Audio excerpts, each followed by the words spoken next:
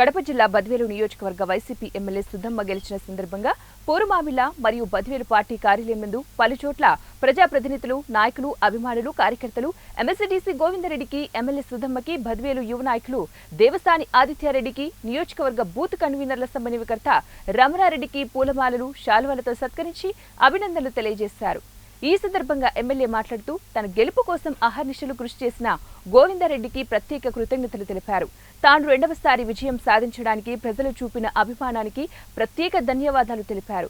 ప్రజా సమస్యలపై నిరంతరం పోరాడి పరిష్కరిస్తామన్నారు.